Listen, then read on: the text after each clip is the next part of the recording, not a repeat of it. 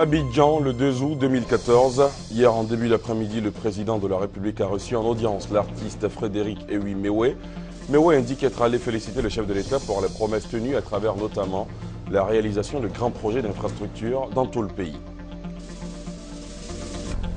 Une convention pour faciliter le transport des produits vivriers à travers le pays. Elle vient d'être signée par la Fédération nationale des coopératives du vivrier de Côte d'Ivoire et une entreprise spécialisée dans l'automobile. Le partenariat porte sur 40 véhicules pour un montant d'environ 1,4 milliard de francs CFA. Et ce soir, comme hier, nous poursuivons notre devoir de mémoire relatif aux premières célébrations de l'indépendance de la Côte d'Ivoire. Dans ce journal, les images de la finale de la Coupe nationale de football qui déchaînait les passions, ainsi que le témoignage de Laurent Pokou et Bernard Niaoré. Et puis, les 3 pays ouest-africains les plus en proie au virus Ebola ont décidé de mettre en place un cordon sanitaire autour de l'épicentre de l'épidémie, une zone située à leurs frontières communes, annonce faite à l'issue du sommet régional de l'Union du fleuve Mano, hier à Conakry. Voilà pour le sommaire. Bonsoir à tous et bienvenue si vous nous rejoignez sur RTI 1. Hier en début d'après-midi, le président de la République a reçu en audience l'artiste Frédéric Ewi Mewe. Au terme de l'entretien, Mewe a indiqué être venu féliciter le chef de l'État pour les promesses tenues à travers notamment la réalisation de grands projets d'infrastructures dans tout le pays. Mewe s'est aussi dit prêt à mettre son expertise en matière de musique et de culture au service de la nation. Jérôme Kofi Abolé. L'artiste chanteur Mewe, reçu par le président de la République ce vendredi 1er août 2014 au palais présidentiel. Pour Mewe, cette visite, en plus de l'avoir honoré, lui a donné l'occasion de saluer les actions menées par le chef de l'État dans le cadre du développement de la Côte d'Ivoire. Et l'artiste d'indiquer que cela ne surprend guère, précisant que le président de la République, en tant qu'homme de parole, ne fait que tenir ses promesses avec toutes ses réalisations. C'était l'occasion pour moi de le féliciter pour les promesses qui sont tenues. Et on le voit à l'instar de ce pays qui est totalement en chantier. Du coup, le citoyen Frédéric Ewi, que je suis, qui a pris beaucoup de risques il y a quelques années en arrière, en rentrant à l'hôtel du Golfe, je ne veux pas revenir sur la petite histoire, ne le regrette pas. Et aujourd'hui, pour mon pays, j'en suis fier. Fier d'avoir enfin un interlocuteur à la magistrature suprême qui a envie de poser des actes. Et des actes pour redynamiser, redorer le blason de notre pays. L'artiste chanteur a aussi salué les gestes du président de la République à l'endroit des artistes retraités. Pour lui, ces gestes si forts constituent une grande marque de considération pour tous les artistes de Côte d'Ivoire, de la part du président de la République, Alassane Ouattara. Le chef du gouvernement ivoirien, Daniel Kablan-Duncan, a accordé hier une audience à une délégation du Forum des ONG appuyée par l'UNESCO. La délégation revient de Yamoussoukro, où elle avait pris part au 2e Forum international des ONG, rencontre qui avait pour partenaire officiel l'UNESCO, le compte-rendu du Garvé Blé. L'audience accordée par le Premier ministre Daniel Kablan-Duncan à la délégation constituée d'officiels du Forum des ONG et de l'UNESCO a été suivie d'une remise de documents. Ils sont relatifs à la conférence internationale sur l'accès à l'eau pour tous en Afrique.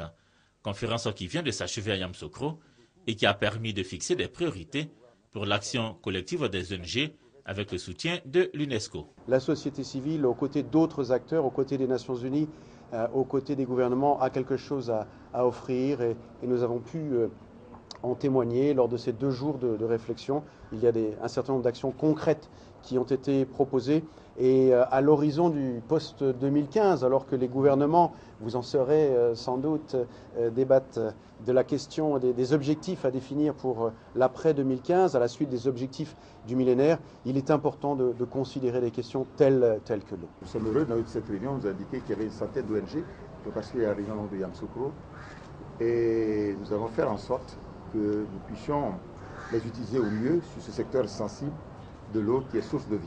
La conférence internationale des organisations non gouvernementales se réunit tous les 2 ans. La rencontre qui vient de se tenir à Yamoussoukro est le premier forum international des ONG en partenariat officiel avec l'UNESCO qui se tient hors siège. La Direction générale des impôts sur la bonne voie. Elle est en passe de respecter ses engagements dans le financement du budget de l'État ivoirien sur une prévision de 746,7 milliards de recettes à recouvrer à fin juin 2014. La structure financière a mobilisé 794,5 milliards de francs CFA, soit un écart positif de 27,9 milliards de nos francs. Des informations communiquées récemment au cours d'un séminaire bilan auquel ont pris part des responsables de l'administration fiscale. Francis Bofo. 494 milliards de recettes recouvrées au deuxième trimestre de cette année par la Direction générale des impôts, ce qui porte à 794,5 milliards de francs CFA l'ensemble des recouvrements à fin juin 2014. Sur un objectif global des recettes attendues de 746,7 milliards au titre du premier semestre, les réalisations brutes de la DGI se situent à 794,5 milliards au titre de la dite période, dégageant ainsi un écart positif de 27,9 milliards, soit un taux de réalisation de 103,6%. Pour ce deuxième trimestre 2014, on enregistre une croissance de 16,3% par rapport à 2013. Mais des défis restent à relever.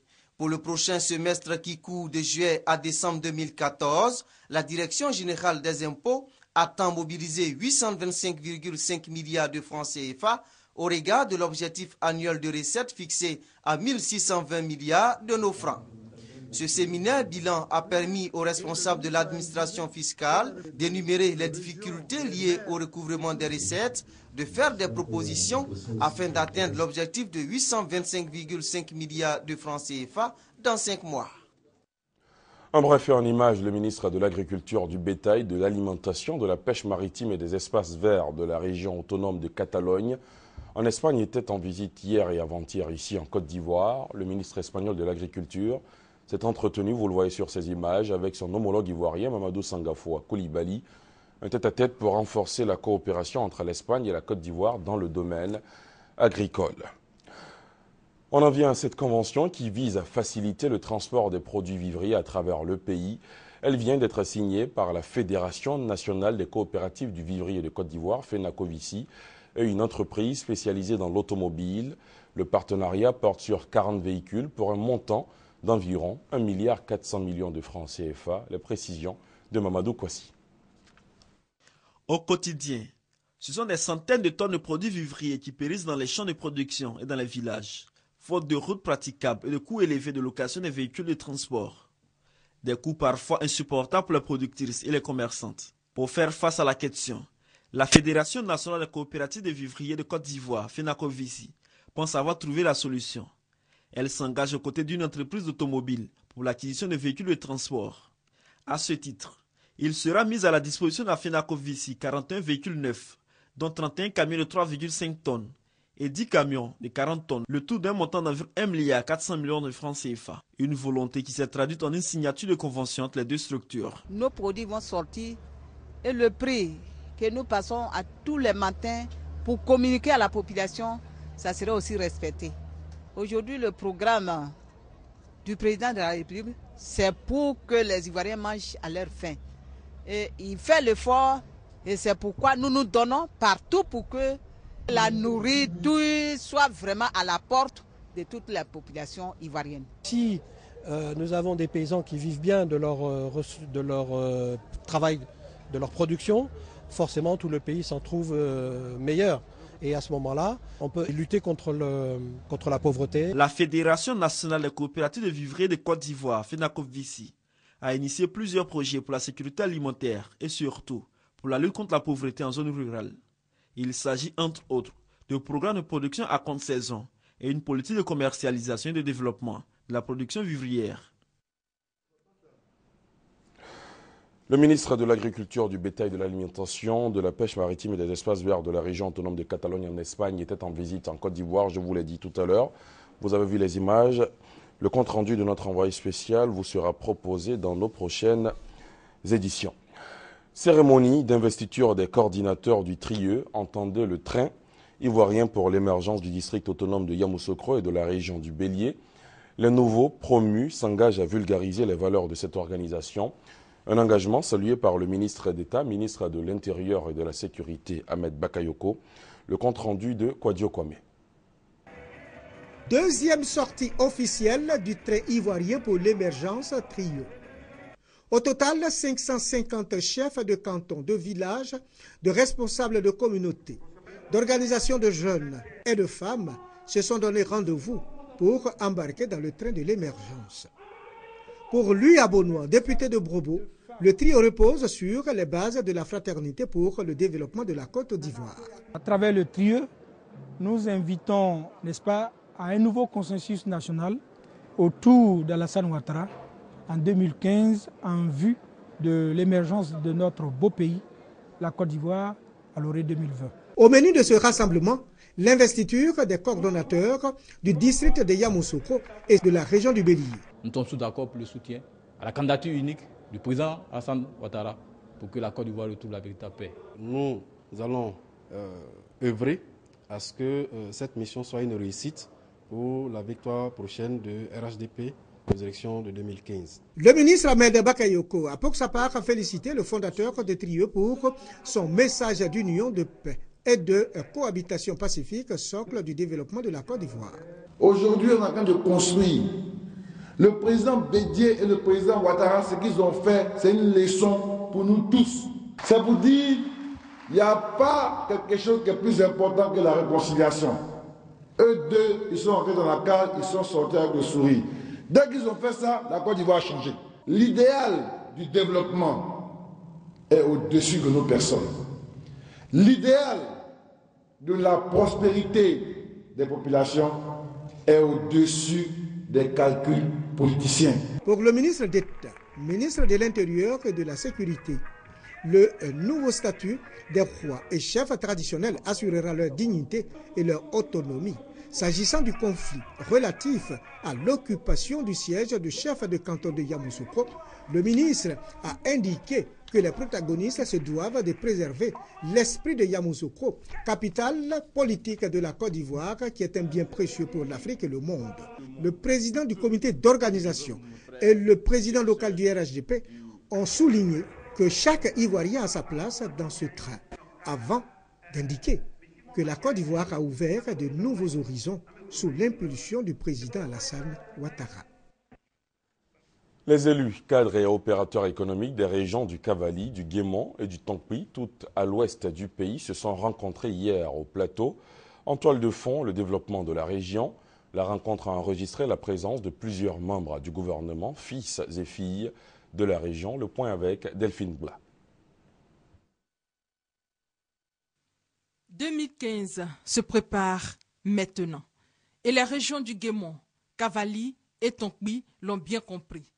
Alors, tenue de cette réunion pour tracer les sillons de la réconciliation, de la paix et du développement.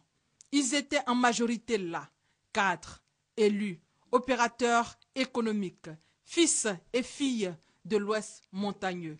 Les défis à relever sont énormes, d'où la mise en place de plus d'une quinzaine de commissions. Leur mission, construire ou reconstruire la région pour lui redonner un visage reluisant pour l'émergence à l'horizon 2020, veut cher au président Alassane Ouattara. Le ministre d'État, ministre du Plan et du Développement, y croit fermement. Faire le point des questions de développement de notre région, notamment l'évaluation des engagements du président de la République, la mise en œuvre de ces engagements, ce qui reste à faire. Mabri ne peut pas faire ça, futur ministre d'État, ministre du Plan et du Développement, s'il n'a pas autour de lui d'autres frères. Tous abondent dans le même sens. Il faut une thérapie de choc pour que les régions du Cavali, du Guémon et du Tonkpi deviennent de plus en plus fréquentables, avec des sites touristiques où il fait bon vivre. Surtout que cette région a tout dans son sol, l'or, le diamant, le fer, le nickel. L'Ouest a donc décidé de parler d'une même voix et de faire des propositions pour faire avancer la région. Jeudi dernier a été décrété par les députés du groupe parlementaire PDCI-RDA, journée technique. Ils se sont donc retrouvés au Golf Hotel pour faire le bilan de leur participation aux activités parlementaires. Ils ont aussi dégagé les perspectives d'une meilleure collaboration avec les autres groupes parlementaires de la législature actuelle. Broléon.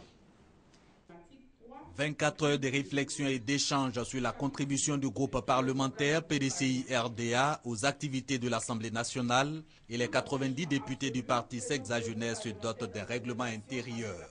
Il fixe le cadre de la collaboration aussi bien en interne qu'entre les députés du PDCI-RDA et leurs pairs des autres groupes parlementaires.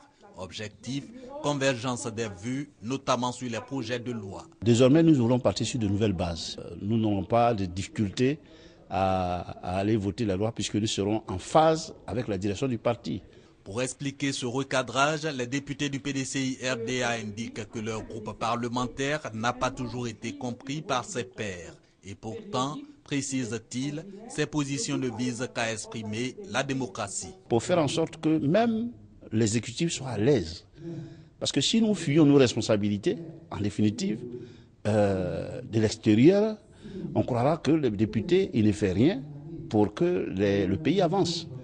Or, nous avons la mission de faire en sorte que les bons textes soient mis en place et que l'exécutif exécute son travail et qu'à la fin, bon, c'est le peuple ivoirien qui trouve son compte. Sur l'éventuel éclatement du RHDP au sein du Parlement, la réaction des députés du PDCI-RDA est sans équivoque.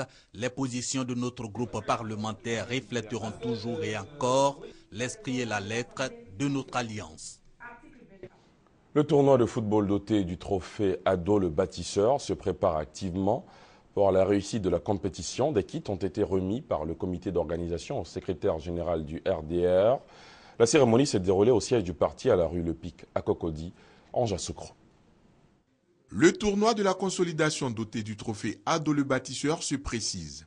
Le secrétaire général par intérim du RDR, Mamadou Soumaoro, a souhaité affirmer l'implication de la direction du parti dans ce projet. Les actions fortes posées par le président, les actions de développement dans tous les domaines de l'État, dans le domaine économique, dans le domaine social, dans le domaine des infrastructures de base, tout ceci doit aider à remobiliser les Ivoiriens et à accepter qu'en réalité, Alassane Ouattara est un bâtisseur auquel nous pouvons encore confier la destinée de notre pays.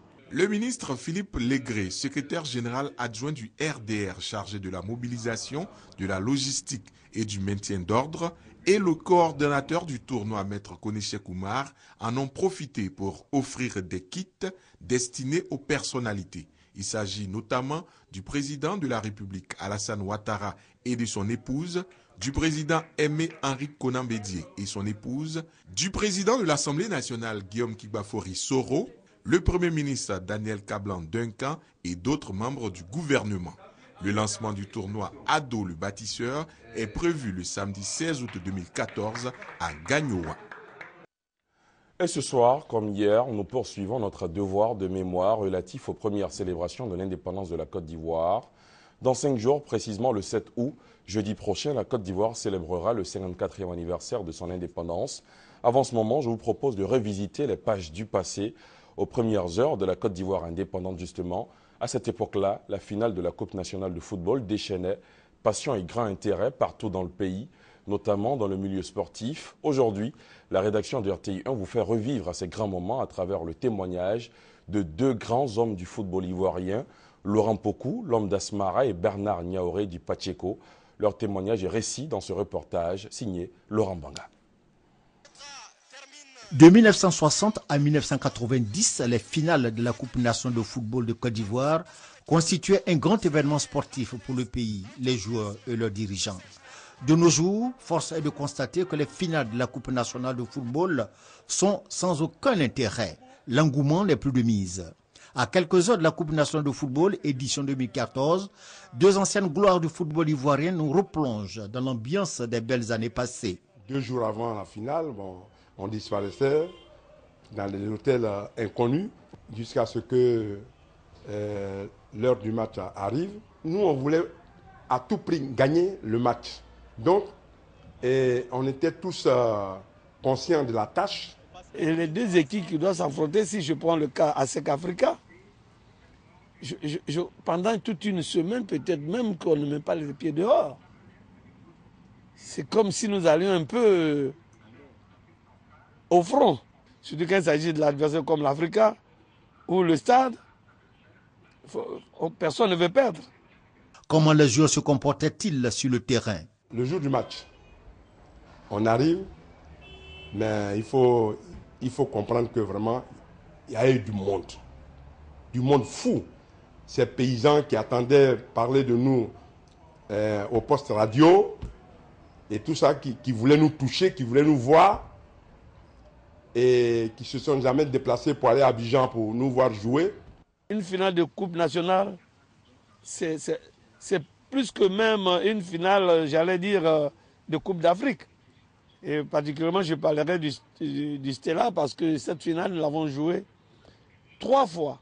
Alors là, c'était terrible. Nous menions jusqu'à vers la fin de quelques minutes, le Stella égalise. On l'a rejoué. La 3e fois, on a gagné par 2-1. Que faut-il faire pour susciter l'euphorie autour de la finale de la Coupe nationale de football? Pour permettre aux joueurs de faire du sport de haut niveau, il faut qu'il y ait des infrastructures.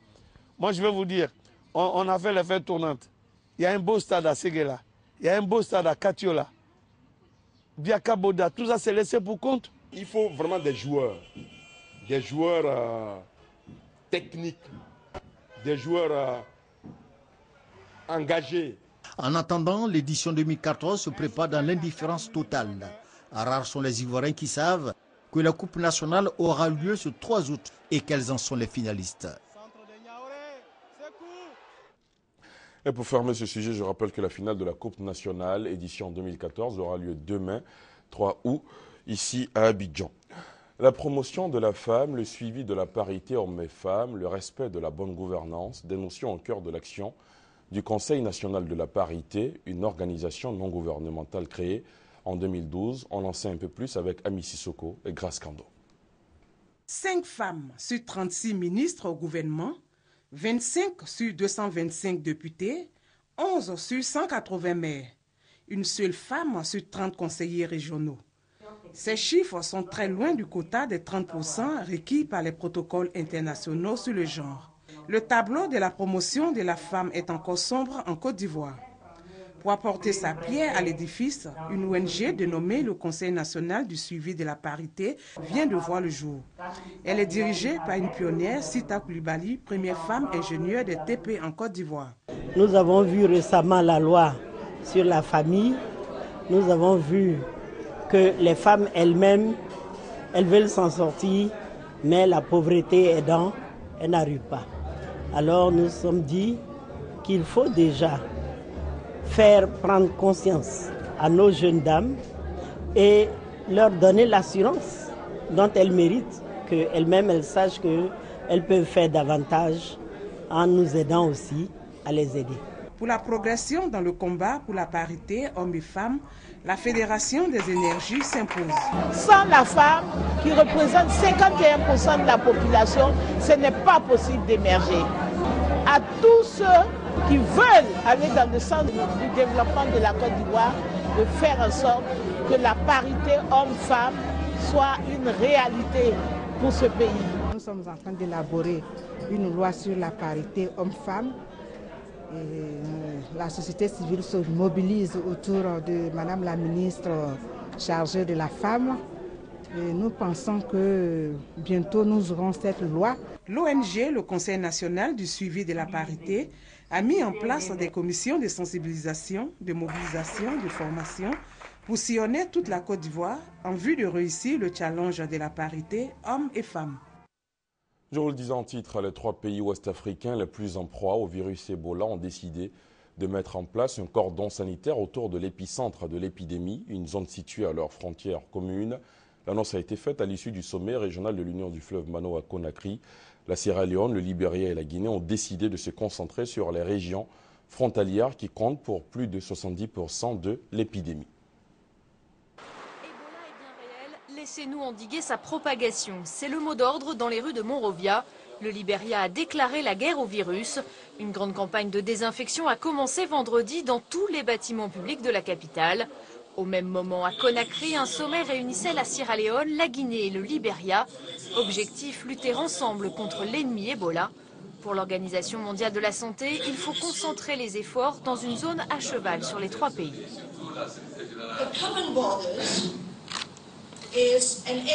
Cette frontière commune concentre 70% des cas d'Ebola.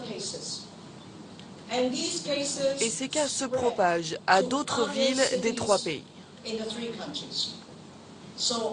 Donc je veux les remercier de leur détermination à agir ensemble dans cette zone absolument prioritaire. Les 3 chefs d'État ont en effet décidé de créer une sorte de cordon sanitaire autour de cette région frontalière. Pas de fermeture totale des frontières, mais des contrôles policiers drastiques. Ces préfectures ou ces localités seront un peu isolées et l'intervention sécuritaire sera maintenue pour permettre à tout un chacun de restreindre, il faut le dire, de réduire le mouvement, la circulation des éléments dans ces endroits. Selon l'OMS, le virus Ebola progresse plus vite que les efforts pour l'endiguer. L'organisation exhorte donc la communauté internationale à aider les pays touchés. Une réunion extraordinaire est prévue les 6 et 7 août pour faire le point sur l'épidémie. Et j'ajoute que jusqu'ici, aucun cas de fièvre Ebola n'a été enregistré sur le territoire ivoirien. Fin de la 3e édition du Festival national des arts et de la culture en milieu scolaire. La First Lady, Dominique Ouattara, a pris part à la cérémonie de clôture. Elle a récompensé les lauréats des prix composés entre autres d'appareils électroménagers, des livres d'une valeur de 10 millions de francs CFA et la somme de 10 millions de francs CFA en espèces. L'objectif est évident, créer une saine émulation en milieu scolaire. Brahima Doumbia. Après 7 jours de compétition, les lampions se sont éteints sur le Festival national des arts et culture en milieu scolaire sous la conduite de Efimbra Nicolas, directeur de la vie scolaire. La première dame, Mme Dominique Ouattara, qui voulait saisir cette occasion pour communier avec la famille éducative, a effectué en personne le déplacement de Bouaké. Elle a été accompagnée par une forte délégation de membres du gouvernement dont les départements sont impliqués dans la promotion des activités de la vie scolaire. Le maire de la commune de Bouaké, Djibo Nicolas, et le président du conseil régional de Bouaké, Jean Kwasi Abonois, se sont réjouis du choix de la ville de Bouaké pour la tenue de ce festival. Pour le directeur de cabinet Dambélé Fousseni, représentant le ministre de la Culture et de la Francophonie, Maurice Kwaku Bandama, ce festival est le fruit d'un partenariat exemplaire entre les ministères de l'Éducation nationale et de la Culture. Quant à la ministre de l'Éducation nationale et de l'enseignement technique, elle a donné l'objectif de ce festival. L'objectif à terme est d'arriver à un rééquilibrage des 2 composantes de la démarche éducative. Celle relative à la pédagogie, qui décerne des diplômes, et celle se rapportant à la vie scolaire, qui concourt à l'acquisition de valeurs morales et de compétences de la vie courante par la pratique des activités socio-éducatives. La première dame, Dominique Ouattara, a tenu à manifester son adhésion à ce festival. J'ai tenu à être des vôtres aujourd'hui pour vous manifester ma totale adhésion à ce festival de culture et d'éducation de nos enfants. En effet, grâce à ce festival, nos enfants ont été initiés aux arts et à la culture de notre pays et sensibilisés à des thèmes utiles à leur éducation civile et morale. Ils ont pu pratiquer des activités éducatives qui deviendront pour certains une passion ou même un métier. J'encourage vivement cette initiative car elle est une plateforme idéale de valorisation de certaines valeurs qui sont essentielles à l'éducation de nos enfants. Il s'agit de la vie en communauté qui implique le respect des autres, la discipline sans laquelle aucun succès n'est possible, la culture de l'amitié et de la fraternité, valeur essentielle à la cohésion sociale, et enfin la solidarité qui nous fait partager un objectif commun. Toutes ces valeurs se retrouvent dans les différents arts pratiqués par nos enfants, à savoir le théâtre, la danse traditionnelle, le chant choral, la peinture, le cinéma, la cuisine et la poésie. Comme prix, la première dame a offert aux lauréats des téléviseurs, des pianos, des vidéos, des lecteurs DVD, des cuisinières et des livres d'une valeur de 10 millions de francs CFA et des dons en espèces de 10 millions de francs CFA, soit un total de 20 millions de francs CFA. Fini donc la 3e édition. Vive la 4e en 2015. Au terme de cette cérémonie de récompense, Brahima Doumbia a recueilli la réaction de quelques lauréats. Je vous propose de les écouter. C'est le résultat d'un travail durant toute l'année scolaire. On s'est mis au travail et vraiment le fruit a porté aujourd'hui. Nous avons pris le premier prix en chant choral. En devenant lauréat, ça te donne plus l'envie de continuer. L'année prochaine, on va tout faire pour être à la hauteur comme cette année. Un travail du labeur, souvent de démêler avec l'administration, les parents d'élèves surtout quand on demande la permission pour les déplacer de San Pedro jusqu'à Yamsoko, à Daloa ou à Boaké pour cette année. Franchement, je pense que jusque-là, avec ce prix et sans dérapage, vraiment c'est une satisfaction. Je suis très heureux d'être classé parmi les lauréats. Je veux être un cuisinier professionnel. Cette année, je voulais faire à cause de la première dame pour que je puisse avoir au moins une bourse d'études pour pouvoir rentrer dans une école professionnelle. Je suis la lauréate de la photographie du premier prix et j'ai gagné. Je suis très heureuse. Je suis très contente. C'est pourquoi même ma voix est partie. En tout cas, le groupe, tout le monde, nous sommes contents. On ne s'est pas déplacé gratuitement.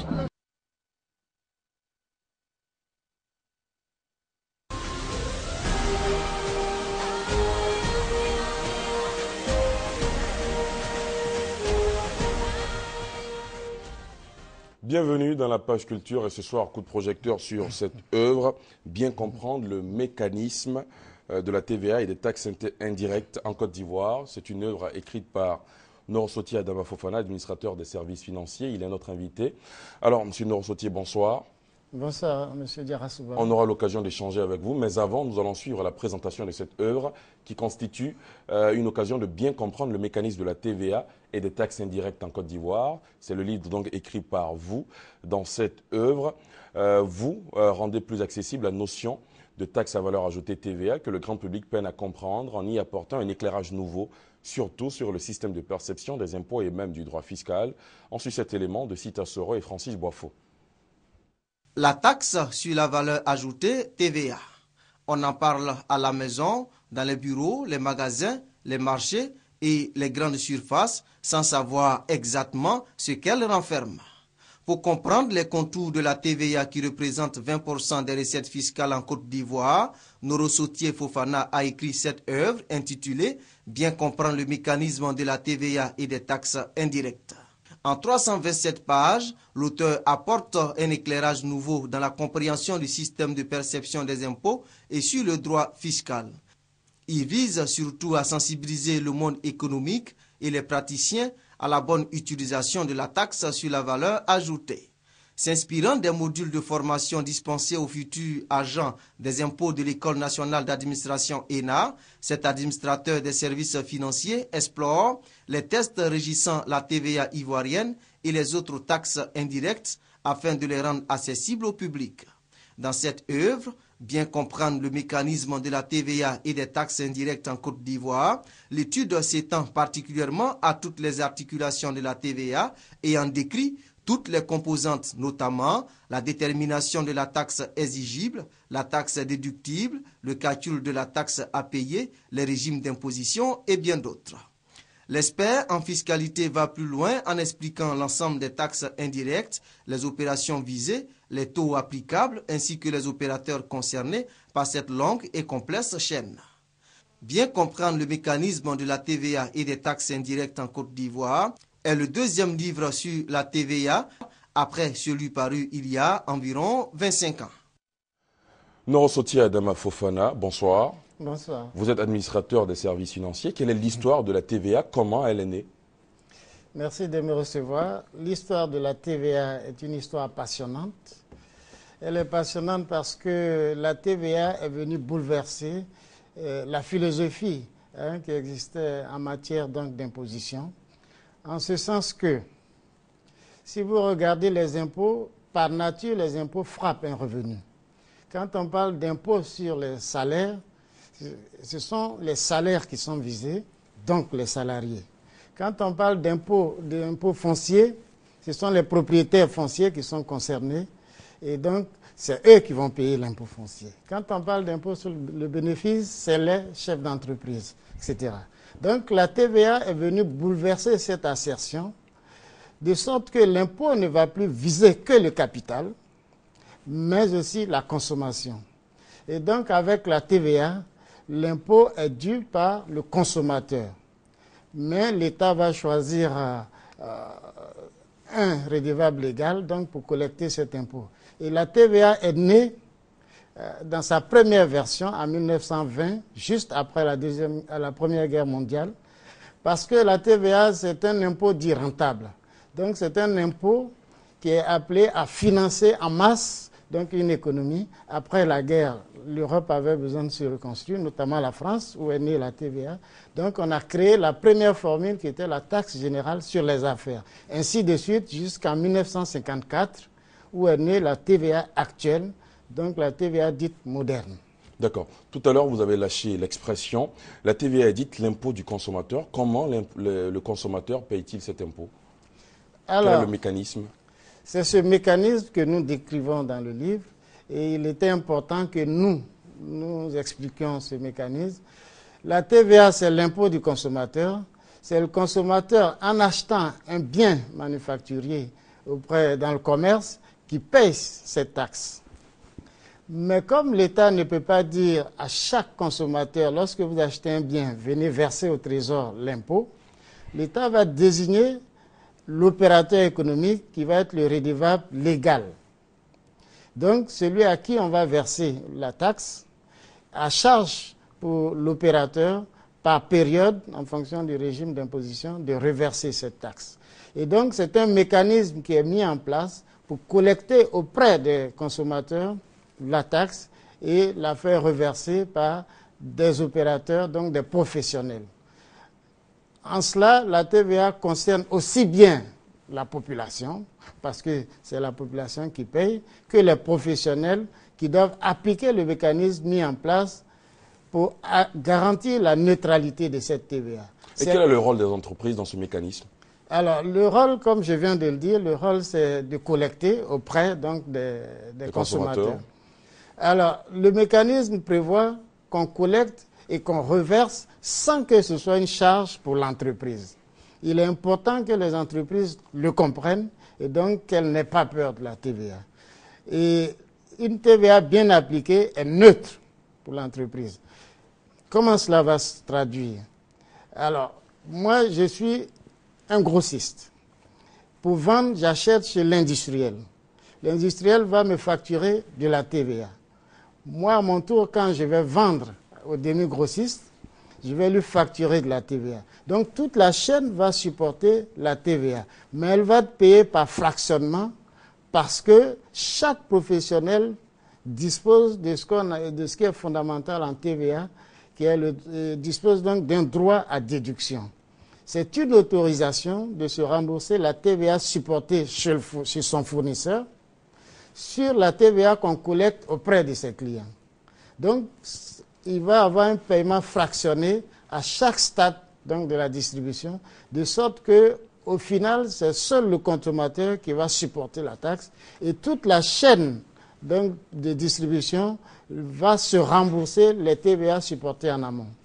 D'accord. Monsieur Fofana, au regard de la technicité du mécanisme décrit dans cette œuvre, alors quel objectif vise ce livre et à qui il est adressé? Alors, le livre s'adresse à tout le monde. D'abord, il faut dire que c'est une contribution que nous apportons à la grande politique de communication de notre Direction générale des impôts. Et donc, c'est un apport que nous faisons. Et le livre s'adresse d'abord aux professionnels, ensuite aux étudiants et enfin à toute la population. C'est pour cela qu'à l'intérieur, nous avons développé un certain nombre de thèmes que nous avons appelés les études thématiques qui touchent des points sensibles à toute la consommation de la population. Alors, quand on parle par exemple de vente de véhicules d'occasion, nous achetons des véhicules d'occasion. Lorsque nous voulons en acheter d'autres, il nous arrive de vendre ces véhicules. Donc nous achetons et nous vendons à l'occasion de ces biens d'occasion. Et il est important de savoir quel est le régime donc, de ces biens d'occasion. Nous avons parlé également de la facture normalisée.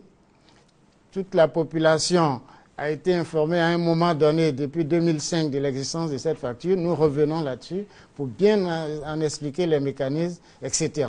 Donc ce livre s'adresse à tout le monde, de la population jusqu'aux professionnels, en passant par les étudiants qui en auront besoin certainement pour leur mémoire, pour leur thèse, etc. M. Fofana, est-ce que vous pouvez nous donner des précisions sur les produits qui sont visés par la TVA? Y a-t-il un risque, n'y a-t-il pas un risque de renchérissement des prix? Alors, il faut dire que ce sont d'abord les biens manufacturiers qui sont visés par la TVA. Cela veut dire que nous avons une kyrielle de produits exonérés, notamment tous les produits naturels, donc les produits de grande consommation. Le riz, les fruits, les légumes, etc. sont exonérés donc, de la TVA. Par contre, tous les biens qui sortent de la fabrication des usines donc, sont visés par la TVA. Et il n'y a pas de risque de renchérissement parce que la TVA s'applique d'abord sur un chiffre d'affaires hors taxe. Et je viens de vous expliquer que l'opérateur donc, qui est chargé de collecter ne va pas ajouter de la TVA sur de la TVA. Il va se rembourser la première TVA qu'il aura supportée chez son fournisseur. De sorte que la TVA transparente à chaque stade donc, de la distribution se retrouve chez le consommateur sans qu'il y ait un effet de cumul. C'est en cela que la TVA est dite un impôt moderne et j'allais dire que c'est même un critère d'évaluation d'une économie aujourd'hui par les institutions internationales. En tout cas, merci à vous pour toutes ces précisions, M. Norosoty Adama Fofana. Je rappelle que vous êtes administrateur des services financiers. Vous êtes auteur de ce livre, Bien comprendre le mécanisme de la taxe sur la valeur ajoutée TVA et des taxes indirectes en Côte d'Ivoire. Et c'est ici qu'on s'arrête pour ce soir. Merci d'avoir suivi cette édition. Je vous souhaite de passer un excellent week-end sur la chaîne qui rassemble. À très vite. Bonsoir.